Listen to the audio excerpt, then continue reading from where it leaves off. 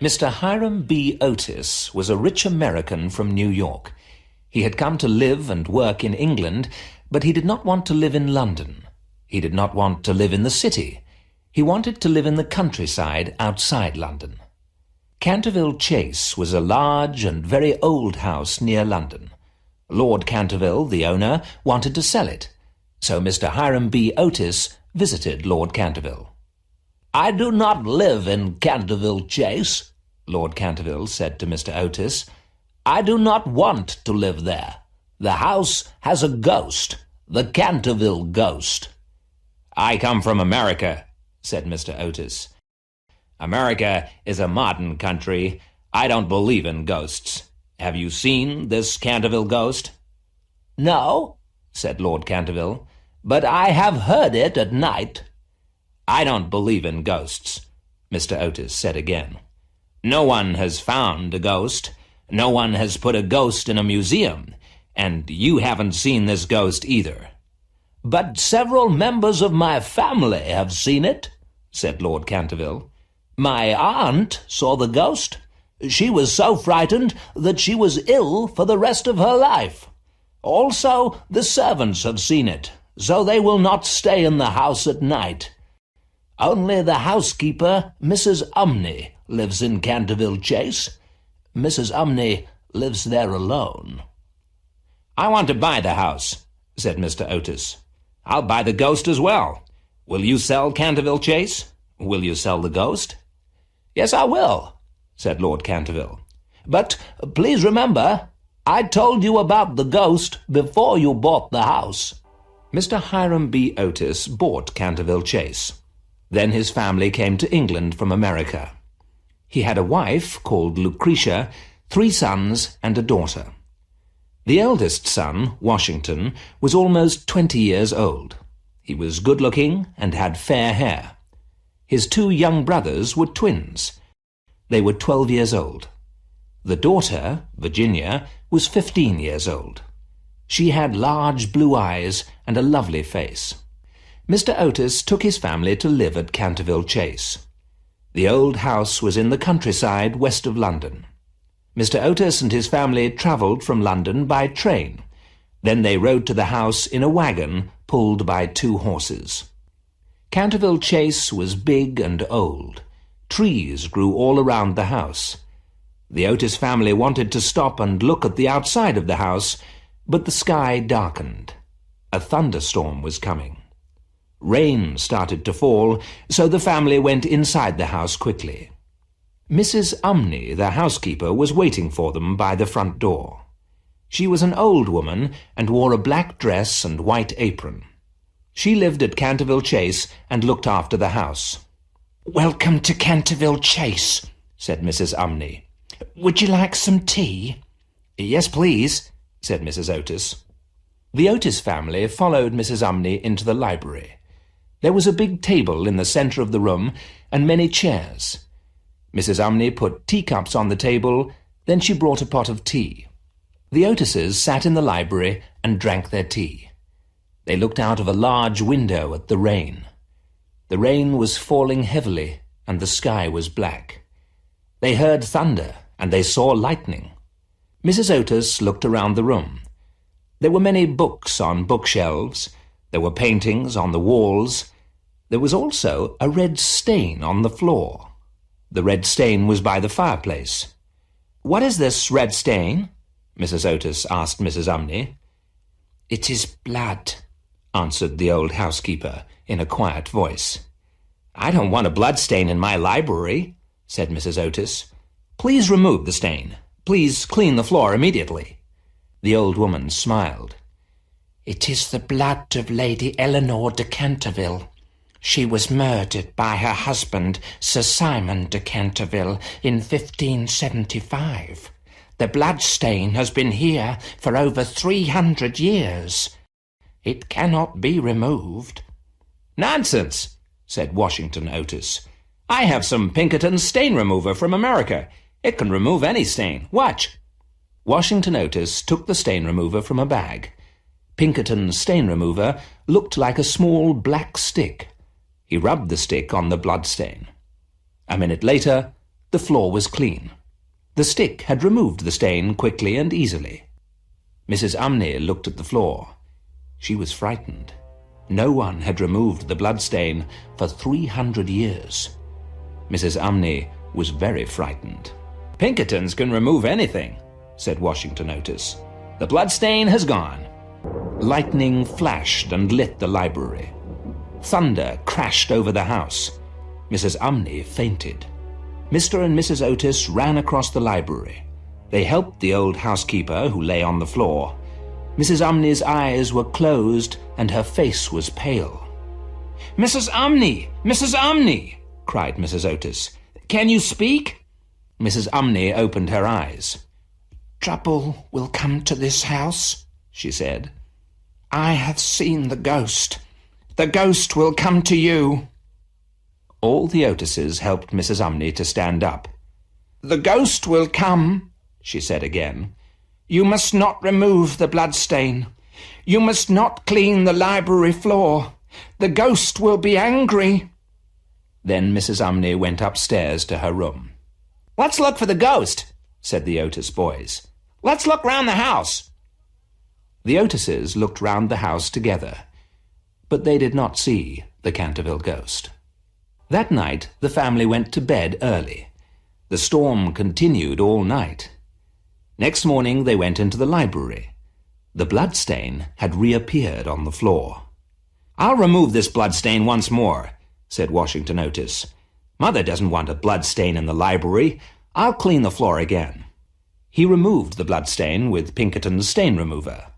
The library floor was clean. But the next morning the stain had come back again. "This is very strange," said Mr. Otis. "I'll lock the library door at night.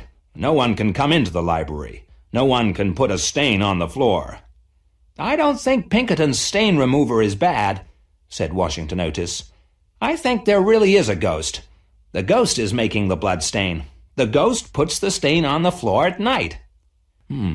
"We must find this ghost," said Mr. Hiram B. Otis.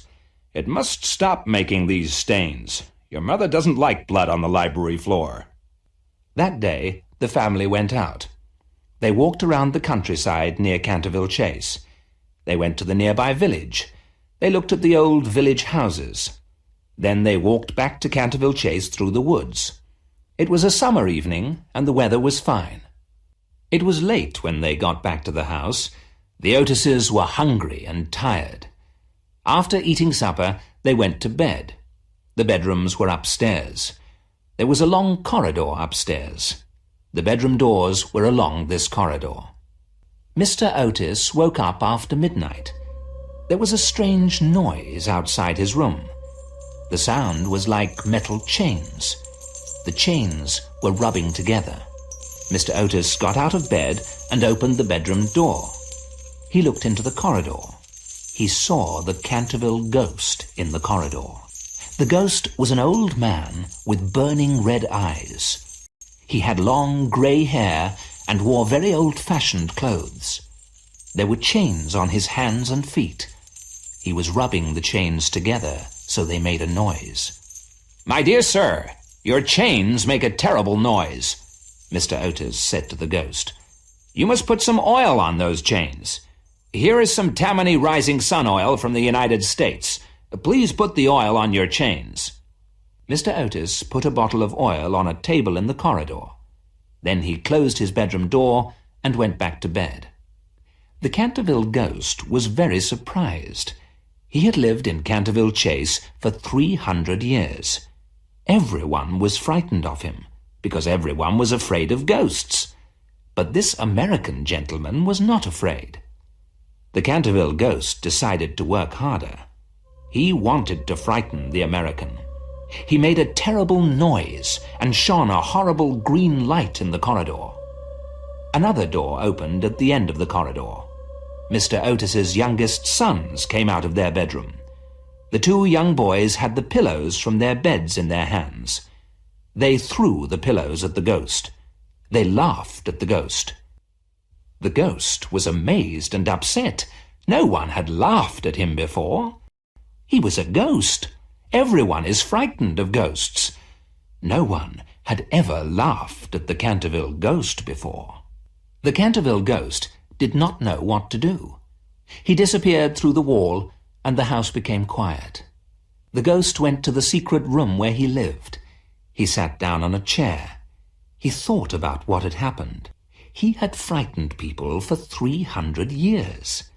He had looked through windows and frightened the servants. He had knocked on bedroom doors. He had frightened people in their beds. He had blown out candles in the night. He had turned green and made noises with his chains. Everyone had always been frightened. No one had given him rising sun oil to put on his chains. No one had thrown pillows at him. He was a very unhappy ghost. Washington Otis removed the bloodstain in the library every day. Every morning the stain had reappeared. But the stain was no longer the colour of blood. One morning it was brown, another morning it was purple, then it became bright green. The Otises laughed at the bloodstain. They looked for it every morning before breakfast. "What colour is it today?" asked Washington Otis. "It's green!" shouted the twins. "It's green blood today!" They laughed at the green bloodstain on the library floor. Virginia Otis did not laugh. The young girl was silent at breakfast. The bloodstain made her feel sad, and she almost cried when she saw the bright green stain. She was sure that the ghost put the stain on the floor. She felt sorry for the ghost. "The stain has been here for 300 years, said Virginia. "We have been here for 3 weeks. The poor ghost puts the stain on the floor every night. Can't you leave the stain there?" But the others did not listen to Virginia. The second appearance of the ghost was on a Sunday night. The Otises had all gone to bed. Suddenly they were woken up. They heard a terrible crashing noise downstairs. The whole family ran out of their bedrooms. They ran downstairs. It was dark, but Mr. Otis and his eldest son carried candles. They heard another crashing noise in the hallway near the front door. There was a suit of armour in the hallway. This suit of armour was more than 300 years old. It had fallen over and made a loud noise. The Canterville Ghost was sitting on the floor next to the armour. The ghost had tried to put on the suit of armour. He wanted to walk around the house and frighten the Otis family, but the metal suit was too heavy. The suit of armour had fallen onto the floor. The Canterville Ghost was sitting beside the armour. He was rubbing his knee. He had hurt himself.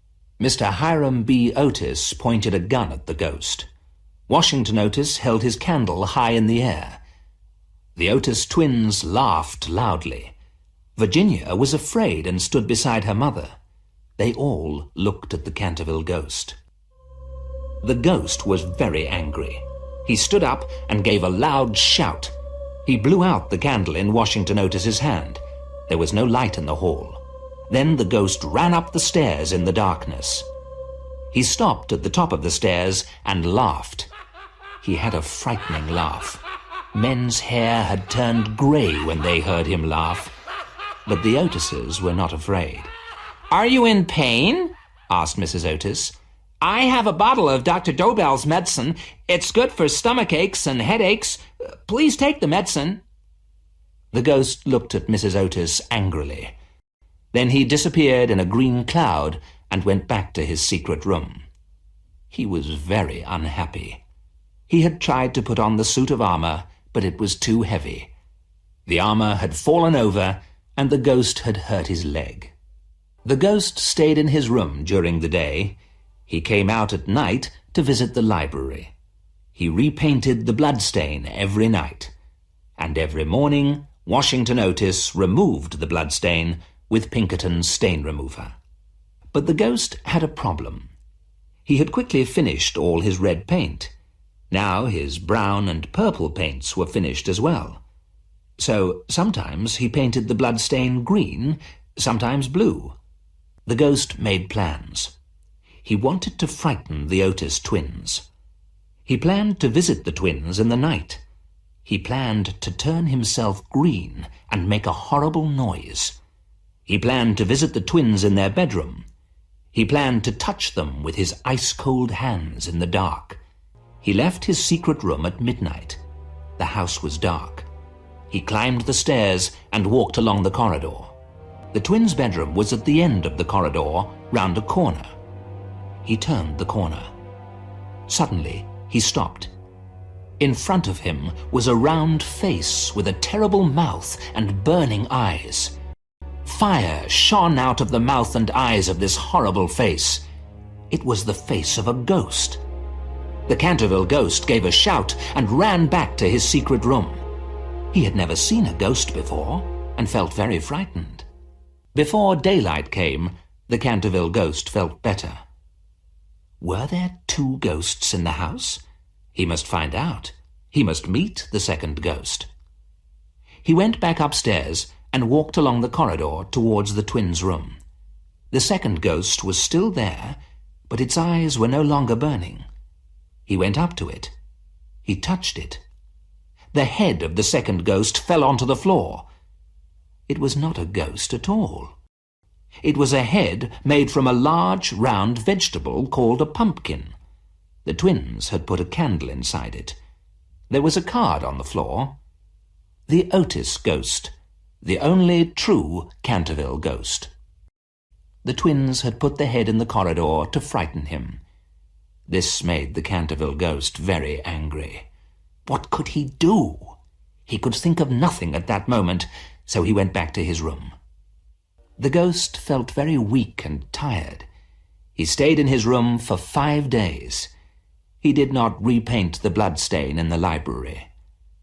There had been a bloodstain on the library floor for 300 years. Now the library floor was clean.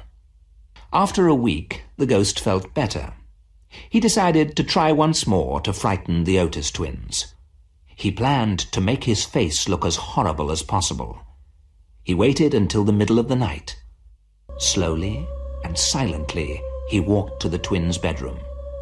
It was 1 o'clock in the morning. The house was quiet. The door of the twins' room was slightly open. The ghost took off his head and carried it under his arm. It is terrifying to see a headless ghost. He wanted to terrify the twins. He pushed open the door of the twins' bedroom. The door banged against the wall. He had planned to shout and hold his head in his hands, but a heavy jug of water fell from the top of the door. The twins had played a trick on him. He was soaked with water. The twins shouted and laughed. The ghost ran back down the corridor. He could not frighten the twins. He could not frighten anyone in the Otis family. Washington Otis came out of his bedroom. The ghost stopped running. Behind him, the twins ran down the corridor. They shouted, "Boo!" in his ears and waved their arms. Washington Otis laughed at him. The ghost did not know what to do. He ran through the nearest door, went back to the secret room, and lay down. He could not frighten anyone. He was a very unhappy ghost. The Otises did not see the Canterville Ghost at night again. The twins waited for him when it was dark. They put a rope across the corridor. They tied metal tins to the rope, but the ghost did not walk into the tins. Only Mr. Otis came along the corridor. He fell over the rope and was very angry. Virginia Otis was also angry with the twins. "Can't you leave the poor ghost alone?" she said. "Why do you want to hurt him? Why do you want to play tricks on him? He has lived here for a very long time. Leave him alone." The twins did not listen, but the ghost heard Virginia's words. The words gave him hope. One afternoon, Virginia went to the library. The library door was slightly open. She pushed the door wide open and quietly walked into the room. There was somebody sitting by the window. It was the Canterville Ghost.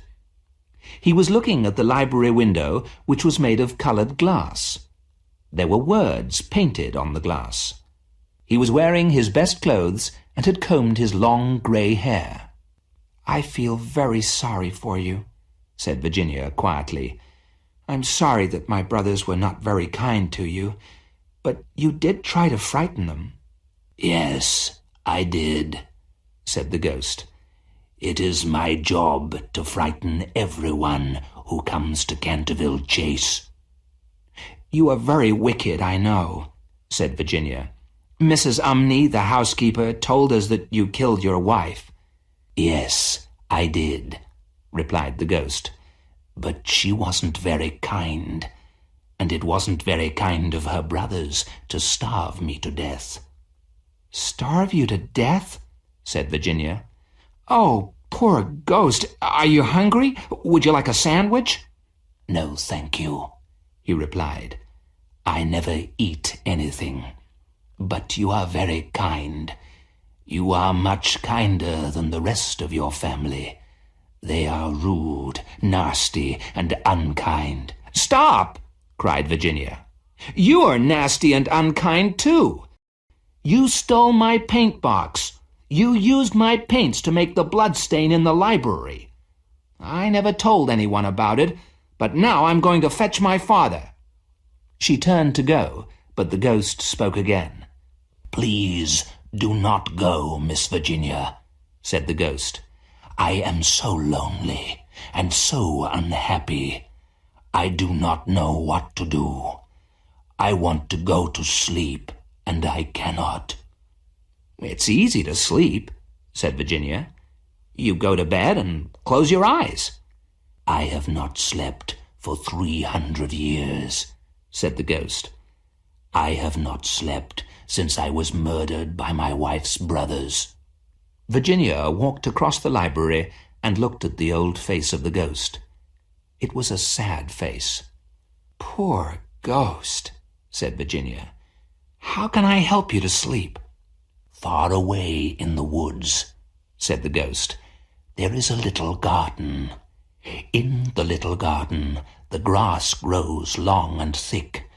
There are many flowers and trees. A nightingale sings all night long. The bird's sweet song is beautiful and sad. The white stars and the pale moon look down on this little garden. It is very peaceful." Virginia's eyes were full of tears. She put her hands over her face. "You mean it is the Garden of Death?" she said quietly. "Yes, the Garden of Sleep," said the ghost. "It is very beautiful. There is peace and silence. There is no yesterday and no tomorrow. But only love can open the door to the garden. For love is stronger than death." Virginia did not know what to say. She listened as the ghost spoke again. "Have you read the writing on the library window?" "Yes," said Virginia, "but I do not understand it." "Look," said the ghost. "Read the lines on the window." Virginia looked at the window and read the lines of poetry. "When a golden girl shall weep for the ghost that cannot sleep, then the dead at last shall die, and in restful earth may lie." "The words mean you must weep for me," said the unhappy ghost. "Then the angel of death will let me rest. Will you help?" "What do I have to do?" asked Virginia. "You must come with me into the darkness. You will see strange things. You will hear strange voices, but nothing will hurt you. You are good and kind. The dark cannot hurt you." Virginia did not answer, and the ghost waited. He had waited for 300 years. This was the longest minute of all that time. "I am not afraid," said Virginia at last. "I will come with you into the dark." The ghost kissed her hand. His lips were cold like ice, but they burned like fire. The ghost held her hand, and they walked to the wall of the library. The wall opened. There was darkness beyond the wall and a cold wind. Voices spoke out of the wind. "Go back, Virginia. Go back before it is too late." Virginia walked into the darkness with the ghost. Virginia and the ghost disappeared through the library wall. Virginia did not come downstairs for supper. Mr. Otis sent one of the servants to her room. The servant could not find Virginia, so everybody searched the house. They looked everywhere, but they could not find her. Mr. and Mrs. Otis were very worried. It was a summer evening, and the sun had not set, so the family and the servants searched the gardens before it was dark. In the garden there were many trees and a deep pond. They looked in the pond. They looked in the trees. Then they asked people at the railway station, but no one had seen Virginia. Mr. Otis went to tell the village policeman that Virginia had disappeared. But by that time it was dark, and no one could search any more that night. None of the family wanted to eat or sleep. They sat in the library and waited. They hoped Virginia would return safely. They planned to search for Virginia again in the morning. It was midnight when the family decided to go to bed. They left the library and started to walk up the stairs together. Suddenly, all the clocks in the house struck 12, and they heard a terrible noise. Thunder crashed outside the house, and the Otises heard a dreadful cry. Strange music sounded inside the house, and a door opened at the top of the stairs. Virginia stood in the doorway. She looked down the stairs at them. Her face was very pale, and she carried a small box in her hand. "Where have you been?" Mr. Otis asked angrily. "Your mother has been very worried. You have frightened us all. You must never play a trick like this again." "Except on the ghost," said the twins. "You can play tricks on the ghost." "Father," Virginia said quietly, "I have been with the ghost. He is dead, and now he can rest. He gave me this box of beautiful jewels before he died." She showed her father the small box. Inside was a necklace made of red stones. "Where did you get this?" asked her father. "Where have you been?" Mr. Otis forgot to be angry. He was so pleased to see that Virginia was safe. "Come, I'll show you," said Virginia. She turned back to the door at the top of the stairs. All of the family followed her. Washington Otis carried a lighted candle. Virginia led them along a secret corridor. They came to an old wooden door which was open. Beyond the door was a little room with a low ceiling. There was an iron ring in the wall and 2 chains. At the end of the chains was a body. Only bones remained. It was a skeleton. "This is the body of Sir Simon de Canterville," said Virginia. "He murdered his wife in 1575. Then his wife's brothers shut him in this room. He was given no food. Sir Simon starved to death. His ghost was in this house for 300 years, but now he has found peace." The Otis family looked around the little room and did not know what to say. Virginia knelt on the floor beside the skeleton and began to pray. There was a funeral 4 nights later. The Otises buried the body of Sir Simon de Canterville in a grave among the trees. The Otises, Mrs. Umney the housekeeper, and all the servants from Canterville Chase stood near the grave. Behind them were people from the nearby village. Many people had come to the funeral. Virginia carried white flowers. She looked up at the stars and the pale moon and the dark trees. She remembered what the ghost had said about the Garden of Death. A nightingale began to sing. The bird's sweet song was beautiful and sad. Virginia smiled. "God has forgiven him for murdering his wife," she said. Hughie thanked him and looked at the envelope. These words were written on the envelope. "A wedding present to Hugh Erskine and Laura Merton." From an old beggar inside was a cheque for £10,000.